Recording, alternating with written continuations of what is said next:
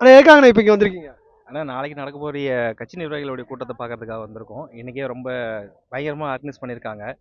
அதேமாரி பார்த்தீங்கன்னா இங்கே பாதுகாப்பு ஏற்பாடுகளும் ரொம்ப மும்முரமாக பண்ணியிருக்காங்க. நிறையா இதுக்கு உண்டான செக்யூரிட்டி ஏற்பாடுகள் நிறையா இருக்குது, பவுன்சர்ஸ் நிறையா இருக்காங்க. ஸோ மெயினாக பொதுமக்கள் யாரும் வர வேணாம்னு அறிவுறுத்தியிருக்காங்க. ஏன்னா இது வந்து ஒன்லி வந்து நிர்வாகிகள் கூட்டம்ன்றதுனால வந்து பொதுமக்கள் யாரும் வர வேணாம், கர்ப்பிணி பெண்கள் வர வேணாம்னு சொல்லியிருக்காங்க, பொதுமக்கள் வர வேணாம்னு சொல்லியிருக்காங்க.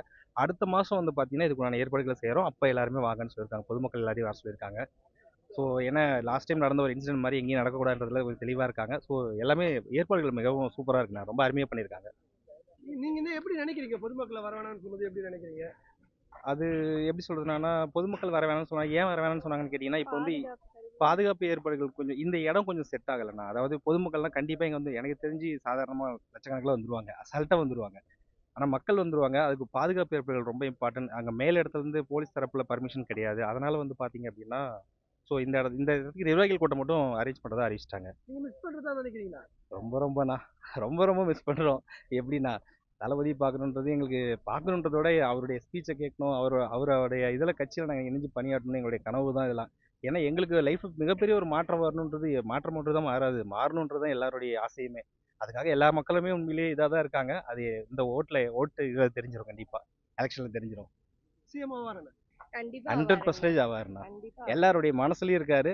எல்லாருடைய எல்லா யங்ஸ்டர்ஸ்மே கண்டிப்பா ஓட் யங்ஸ்டர்ஸ் கண்டிப்பா போடுவாங்க. வந்து எல்லாருமே ஓட்டு போடுவாங்க. அந்த காலத்துல இருக்கிற பெரியவங்க, அந்த கட்சி சார்பா இருக்கிறவங்க மட்டும்தான் இன்னும் அவங்களுக்கு ஃபேவரா இருக்காங்க.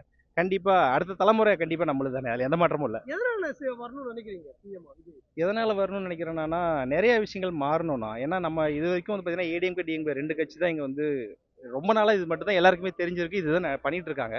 ஆனா இங்க மாற்றம் அப்படிங்கிறது பெரிய லெவல்ல இல்லைண்ணா. இன்னைக்கு ஒரு சின்ன சின்ன குட்டி நாடுகள் கூட இன்னைக்கு பாத்தீங்கன்னா பெரிய லெவல்ல ஒரு வளர்ச்சி இருக்கு. நம்ம நாட்டை திருத்துற அளவுக்கு இல்ல, ஒரு ஸ்டேட்டே தான் நம்ம பெரிய லெவல்ல கொண்டு வரணும். இங்க நிறைய மாற்றங்கள் தேவை, இளைஞர்களுக்கும் தேவை, வேலை வாய்ப்புகள் அதிகமா தேவை. ஸோ மக்களுக்கு வந்து பாத்தீங்க அப்படின்னா நிறைய ரோடு வசதி, தார்ச்சாலை வசதி, அந்த மாதிரி நிறைய விஷயங்கள் இங்க எல்லாமே ரொம்ப கம்மியா தான் இருக்கு. அது நம்ம கண் கூட பாக்குறோம், அன்றாடம் நம்ம போக்குவரத்து பார்த்துட்டு தான் இருக்கும், பார்க்காம இல்லை.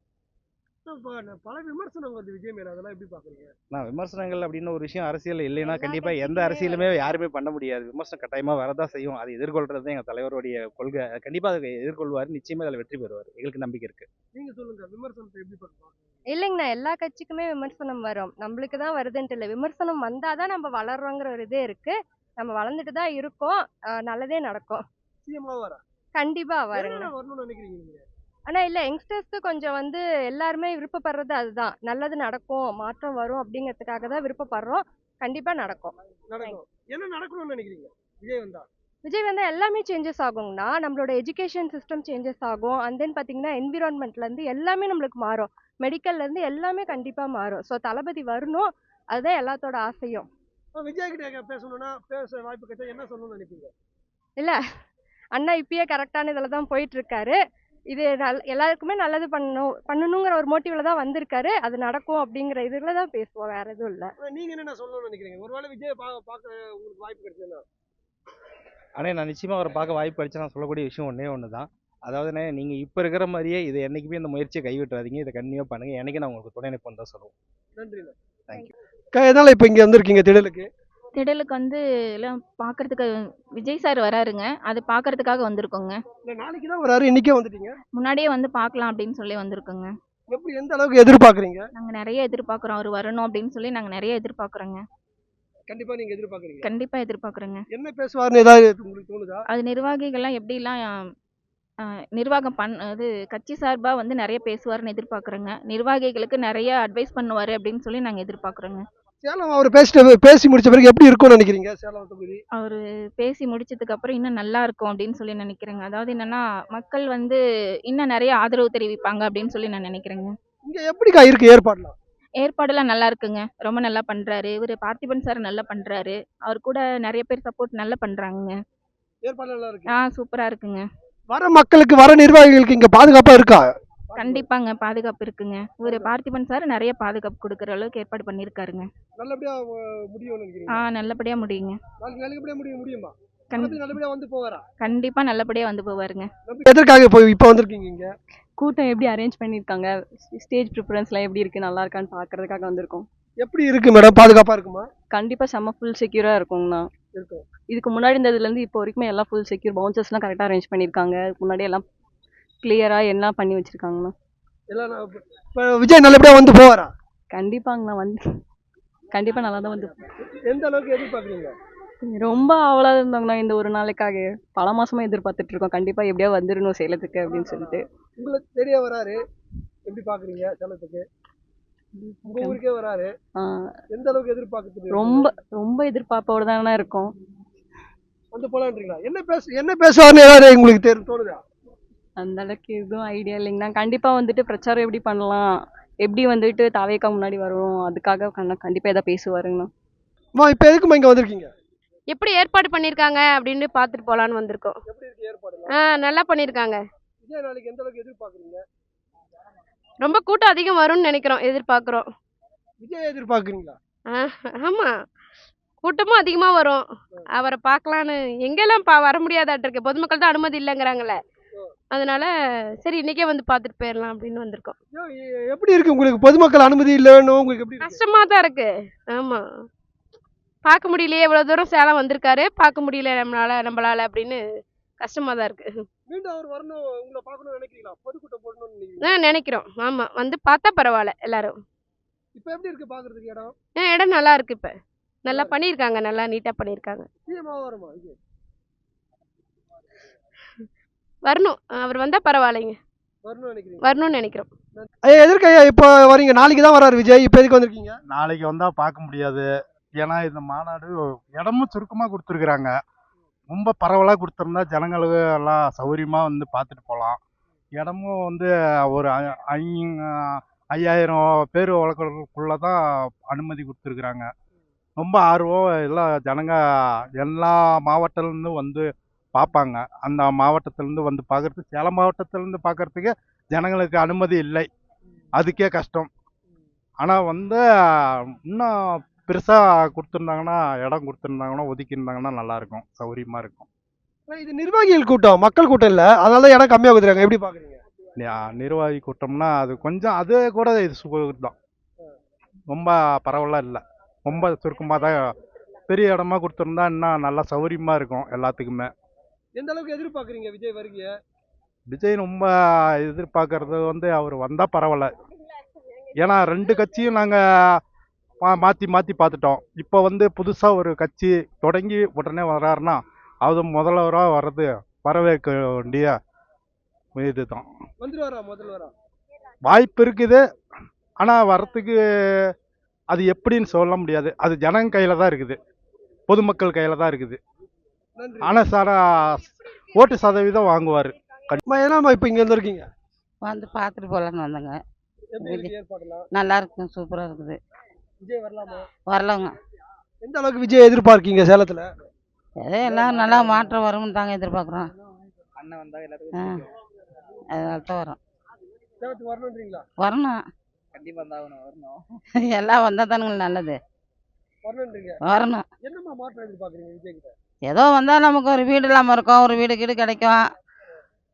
மற்றபடி இந்த படிக்காத பசங்களுக்கு ஒரு வேலை வெட்டி கிடைக்கும், ஒரு படிப்பு அது இது ஏதாவது வசதி இல்லாதவங்களுக்கெல்லாம், அந்த அனாதையாக இருக்கிறவங்களுக்கெல்லாம் ஒரு ஆறுதலாக இருக்கும்.